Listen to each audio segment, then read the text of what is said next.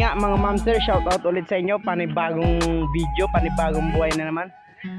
Itong nakikita nyo ay ano to, plain sheet tsaka angle bar. Winilding lang po para sa forma ng ating poste. Kung makikita nyo ay puro to naka-welding. Ang gagamitin namin dito, kung makita nyo ay bolts. Yan. Ano yun? Bolts yung ilalagay namin dito. Mas mabilis kasi yung bolts. Ganitong bolts mga mamser. Ganitong bolts mga mamser. Hindi natin makita gaano kasi nakalatag pa sa lupa. Ito. Papakita ko sa inyo yung nasa poste na talaga. Ganito yung ginawa namin. Nilagyan namin ng bolts para higpitan na lang. Yan. Paglagay sa butas, hihigpitan na lang to. Ganito yung itsura niya mga mamser pag nakalagay na. Oh my God! Wow! Nasa alay na yan mga mamser. Baka kung gusto yung gayahin, ganyan lang. May mga number na pala yung nilagay para hindi malito sa pagkawit.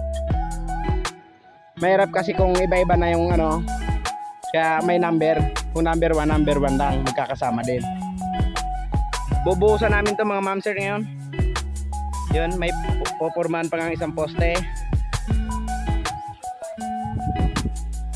At yun nga mga mamser, kung nakikita nyo, naka-prepare na kami dito ng ano. Naka-prepare na kami ng pangbuhos. Yan, mixer natin, tsaka buhangin, graba, simento. Naka-prepare na tayo dyan. Sa mga walang idea, panoorin nyo lang tong ating video para kahit pa paano may makuha kayong experience. Kahit pa paano. Ginanyan, naggumawa kami ng box para lagyan ng halo para walang ganong tapon.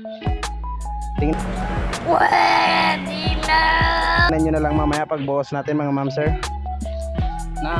Naporma na po yung apat natin poste. Yan. Bilis lang ikabit yung ano natin, yung poste. Tingnan nyo mga mamser. Ginagamit nila dyan ay bolts, angle bar, tsaka plain sheet. Inano lang nila, winelding. Yan. Apat na yan. Yun nga mga mamser, yun yung binubuhusan namin yan. May nagpupurma, may nagbubuhos mga mamser.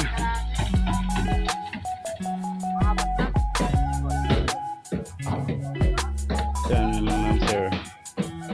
Shit.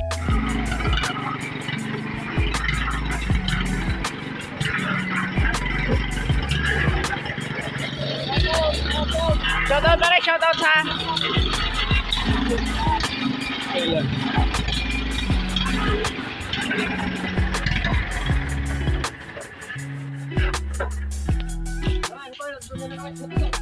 Yun nga mga mamser, pahinga unti yung mga tropa natin dyan, mga ano, yung ating kasama, pahinga unti at napuno na yung 3 poste.